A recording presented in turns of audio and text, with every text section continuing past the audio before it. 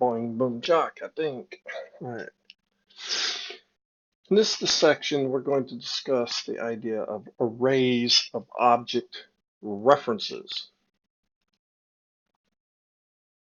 An array that holds primitive elements has the type array of that particular type. For example, array of double or array of integer.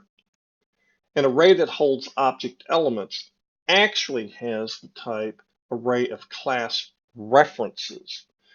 These elements are not the objects, but are references to the objects. The array does not contain the object, but references to the objects. This is similar in nature to the passing of an object reference as a parameter. We didn't copy the object. We did not copy the object itself, only the reference to the object. Each array element is a copy or an alias of an existing reference variable value, and each element refers to an object in some memory location.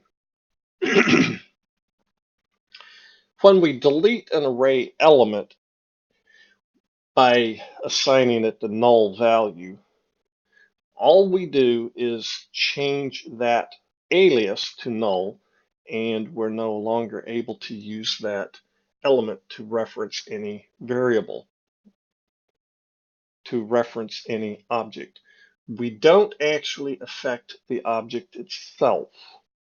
We merely lose the ability to find it because we have changed a reference variable to null. When the array itself is deleted, when it goes out of scope, the aliases or references to objects are deleted. So this is a mass operation as opposed to setting the element values to null. The objects are unaffected. Again, only the aliases are affected. Let's assume an array of student references, such as students assign Joe, Sue, Ann. Joe, Sue, Ann are student objects. Joe, Sue, Ann are student reference objects. We're copying their values into the array students. So now we have aliases. Using the enhanced for loop, we could print out each student's name. For student S in students, print s.getName. The enhanced for loop is great for read-only type operations. The variable s is iterated. The variable s has its value. Okay, let's start that again.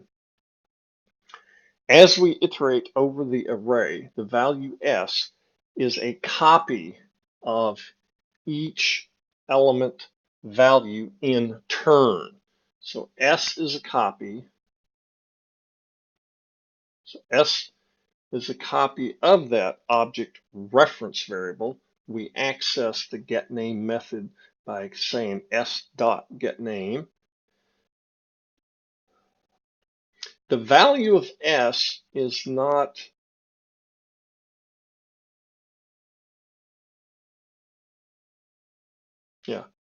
I don't know what I'm trying to say there. Hold on.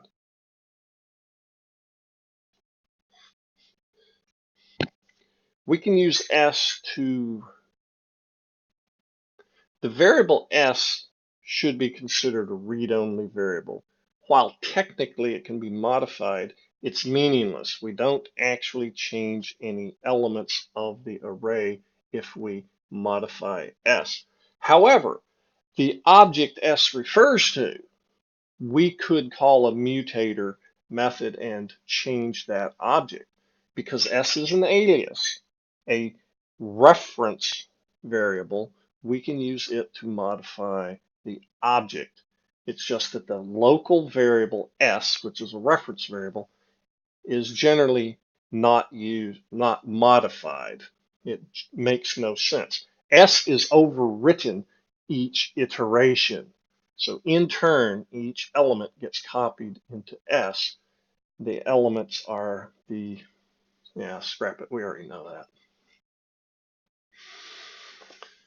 So consider S as a read-only value, but the object referred to by S can certainly be read or read-write. Good enough. Stumble, stumble.